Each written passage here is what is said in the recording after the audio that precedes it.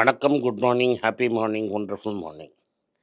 இன்னைக்கு எமர்சனோட இன்னொரு கோட் எடுத்து பேசுவோம். சக்ஸஸ்னால் என்னன்னு எமர்சனை கேட்டாங்க. ஒரு பெரிய பொயமை எழுதினார் அவர். அந்த பொயமை நான் சைடில் போட சொல்கிறேன். அந்த பொயம் ஃபுல்லாக என்னால் எக்ஸ்பிளைன் பண்ண முடியுமான்னு தெரியல. பட் அவர் என்ன சொன்னாருங்கிறத சொல்கிறேன். சக்ஸஸ்ஃபுல்னால் இருக்கணுமான்னு ஃபஸ்ட்டு சிரிக்க கற்றுக்கணும். அண்ட் அவன் மேலே அவனே சிரிக்க கற்றுக்கணும். மற்றவங்கள பார்த்து மற்றவங்களை கேலி பண்ணாலோ ஹிக்கல் பண்ணாலோ அதை பார்த்து சிரிக்க தெரியணும். உங்களுக்கு ஒரு ஜோக்கை எடுத்துக்க தெரியணும். மற்றவங்க உங்களை கிரிட்டிசைஸ் பண்ணுறச்சையும் நீங்கள் சிரிக்க தெரியணும். நீ ஒல்லியாக இருக்க, குண்டாக இருக்க, நீ முட்டாள், நீ இது அதுன்னு சொல்கிறச்ச உங்களுக்கு சிரிக்க தெரியணும். அந்த சிரிப்புங்கிறது ரொம்ப முக்கியம். அண்ட் யூ ஷுட் பி இந்த சிரிப்புனா you should be able to take a joke. ஒரு ஜோக்கு உன் மேலே இருந்தாலும் அது ஒரு ஜோக்குன்னு சீரியஸாக புரியணும். அதனால் நம்மளே நம்ம மேலே சிரிக்க கற்றுக்கணும். இப்போ பல பேர் என்னோடய பாடியை ஷேம் பண்ணுவாங்க. இப்போ போய் என்கிட்ட நேராக ஷேம் பண்ண போய் ஆனால் என் முதுகு பின்னாடி நிறைய பேர் ஷேம் பண்ணுவாங்க. ஆனால் ஷேம் பண்ணால் அது உண்மை. அதுதான் நான் குண்டுங்கிறது உண்மை. அது இல்லைன்னு மறுத்தேன்னா நான் தான் முட்டாள். ரைட்டா?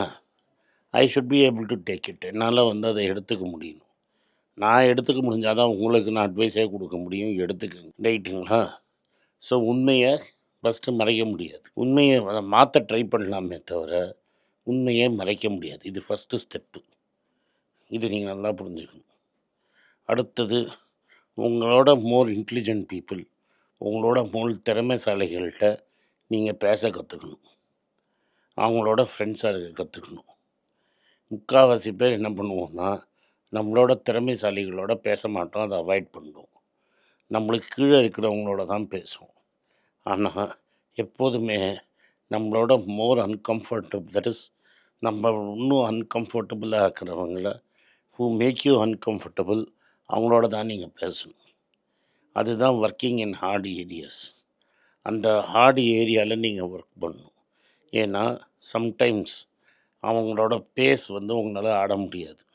இது எப்படின்னா, நம்ம கிளப் கிரிக்கெட் ஆடிட்டு ரஞ்சி டிராஃபி ஆடிட்டு டெஸ்ட் மேட்ச் ஆடணும்னு வச்சுக்கோங்க. என் ஃப்ரெண்ட்ஸ்லாம் சொல்லுவாங்க, பேஸே ஹேண்டில் பண்ண முடியாது சார். தமிழ்நாட்டில் 120 கிலோமீட்டர் ஆடிட்டு நார்த் இந்தியன் வந்தாலும் 140 போடுவான். பாகிஸ்தான்காரன் சவுதி துபாயிலெல்லாம் மேட்ச் ஆடுறச்ச 135 140 போடுவான். சுருக்குன்னு வரும் சார்.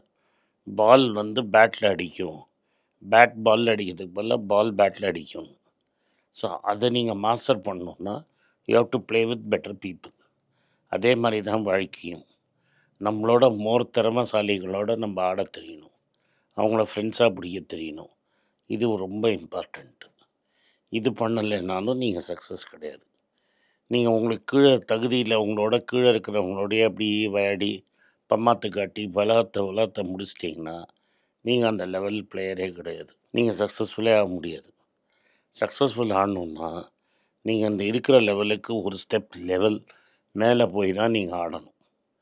அந்த ஒரு ஸ்டெப் மேல் லெவலில் போய் ஆடினீங்கன்னா தான் நீங்கள் வாழ்க்கையில் ஜெயிக்க போகிறீங்க. இல்லாட்டா வாழ்க்கையில் தோற்று தான் போவீங்க. இது ரொம்ப முக்கியம். ஸோ இப்போ நான் இதை நேராக உயிரோடு இருக்கிறவங்களோட பண்ணணுன்னு அவசியம் கிடையாது. இறந்தவங்களோட பண்ணலாம். உயிரோடு இருக்கிறவங்க நீங்கள் பார்த்துருக்கவே மாட்டீங்க, அவங்களோட பண்ணலாம். இறந்து போனவங்களோட புஸ்தகத்தை படிக்கலாம், அவங்களோட வீடியோ டேப்பை படிக்கலாம், அவங்களோட இன்ட்ராக்ட் பண்ணலாம். அவங்க டிசிஷன் எடுக்கும்போது இது மாதிரி எடுத்ததுக்கு பதிலாக நம்ம இது மாதிரி எடுத்திருந்தால் என்ன இருக்குன்னு பார்க்கலாம். அவங்களோட லெட்டரில் உரையாடலாம். ராமானுஜன் தைரியமாக 10 பேருக்கு லெட்டர் எழுதினார் இங்கிலாண்டில். எல்லாரும் திரும்பி அனுப்பிச்சிட்டாங்க. ஹார்டின்னு ஒருத்தர்கிட்ட போனார். ஹார்டி சர்ப்ரைஸ் ஆகி கண்டுபிடிக்கிறதுக்காக ஒரு ஆள் அனுப்பிச்சார். அவர் தான் மெட்ராஸில் பார்த்துட்டு நிஜமாகவே ராமானுஜம்னு ஒருத்தருக்கான் ரிப்போர்ட் பண்ணார். அப்புறம் ஹார்டி ராமானுஜமை இங்கிலாண்டுக்கு கூப்பிட்டு போகிறார். ஹார்டிகிட்ட ராமானுஜம் லெட்டர் எழுதுறதுங்கிறது ஒரு பெரிய தைரியசாலி. எஸ்என் போஸை நான் உங்கள்கிட்ட பேசினேன். எஸ்என் போஸ்ட்டை நிறைய பிரிட்டிஷ் ஜேர்னலிஸ்ட்டை ஜேர்னல்ஸ் அவங்கள பிரிட்டிஷ் ஜேர்னல்ஸ் அவங்கள ரிஜெக்ட் பண்ணும்போது அவங்க நேராக ஐன்ஸ்டைனுக்கு எழுதுறாரு. அதுதான் தைரியம். அதுதான் dealing with more intellectual people.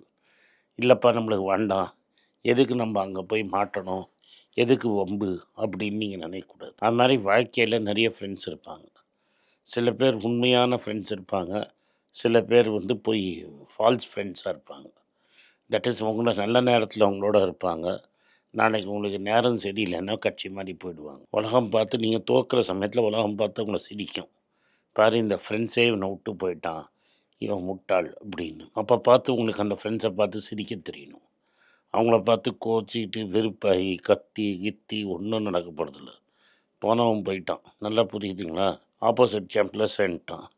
நீங்கள் என்ன பண்ணாலும் திரும்பி கொண்டு வர முடியாது. அதுக்கப்புறமா தான் நீங்கள் வந்து எதாவது பண்ணி இன்னி ஏதாவது கரெக்ட் பண்ணி அப்புறம் வேறு எவனையாவது ஃப்ரெண்டாக வச்சுக்கலாமே தவிர, அவன் மேலே வெறுப்பு கோவம் வந்து உங்களுக்கு சான்ஸ் வர வரைக்கும் நீங்கள் பொறுமையாக தான் இருக்கணும். நீங்கள் கத்தி அழிச்சாட்டம் பண்ணதுனால போனவன் திரும்பி வர மாட்டான். ஃபஸ்ட்டு சிரிக்க கற்றுக்கணும். மோர் இன்டெலிஜென்ட் ஃப்ரெண்ட்ஸோடு இருக்க தெரியணும். பிட்ரேயல் நீங்கள் க்ளோஸுன்னு நினைக்கிறவன் உங்கள் முதுகில் குத்தும்போது நீங்கள் அதை வாங்குகிற அளவுக்கு வந்து உங்களுக்கு தன்மை இருக்கணும். இது 3வது பாயிண்ட் அவர் சொல்கிறார். 4வது பாயிண்ட் அவர் என்ன சொல்கிறாருன்னா, இந்த உலகத்தில் நம்ம ஏதாவது ஒரு டிஃப்ரென்ஸ் பண்ணியிருக்கணும். முடிஞ்ச வரைக்கும் ஒரு ஹெல்த்தி எல்லோரும் பண்ணுறது ஒரு ஹெல்த்தி சைல்டை பெற்று அது போடணும். முடியலையா ஒரு சின்ன பேட்சில் ஒரு கார்டனாவது டெவலப் பண்ணிட்டு போகணும். இந்த கார்டன் இவர் பண்ணாருன்னு பேசுகிற அளவாவது இருக்கணும். இல்லையா அட்லீஸ்ட் ஒரு ஆளோட வாழ்க்கையை வந்து கொஞ்சம் மேல் தரத்துக்கு கொண்டு போயிருக்கணும். நீங்கள் அவன் வாழ்க்கையை பெட்டராக்கியிருக்கணும். நீங்கள் போனப்புறம் அவன் சொல்லணும், இவன் என் வாழ்க்கையை கொஞ்சம் பெட்டர் ஆக்கியிருந்தான். சொசைட்டியில் ஒரு 2 பேருக்கு வாழ்க்கையை நீங்கள் பெட்டராக்கியிருந்தீங்கன்னா அதே பெரிய விஷயம். இதெல்லாம் பண்ணாதான் நீங்கள் சக்ஸஸ்ன்னு அவர் சொல்கிறார்.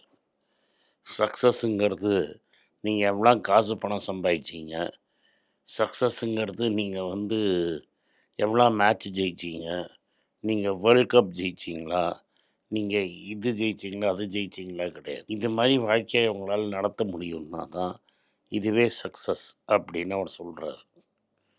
இது வந்து ருடியார்ட் கிப்ளிங்னு ஒரு பெரிய இங்கிலீஷ் போயட்டு, அவரும் இதையே தான் சொல்லுவார். அதில் வெற்றி தோல்விங்கிறத பற்றியே 2 பேருமே பேசலை.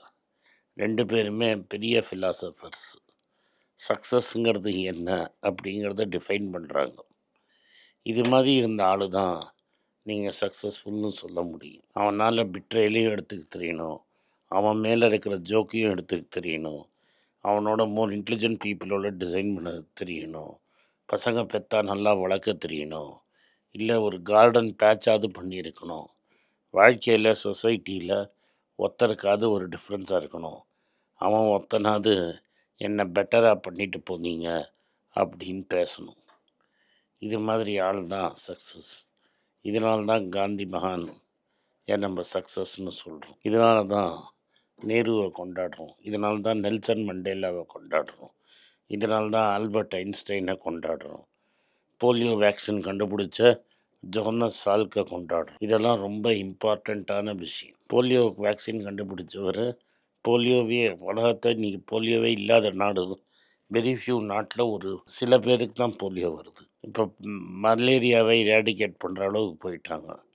குவினைனுங்கிற மெடிசன் ஒருத்தர் கண்டுபிடிச்ச அப்புறம் தான் மலேரியாவுக்கு ஒரு 100 வருஷத்துக்கு முன்னாடி 120 வருஷத்துக்கு முன்னாடி தான் க்யூரே வந்தது.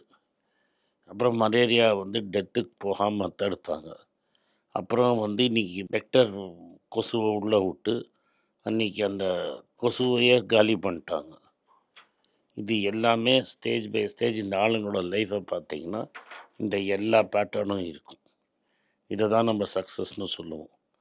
நன்றி, வணக்கம்.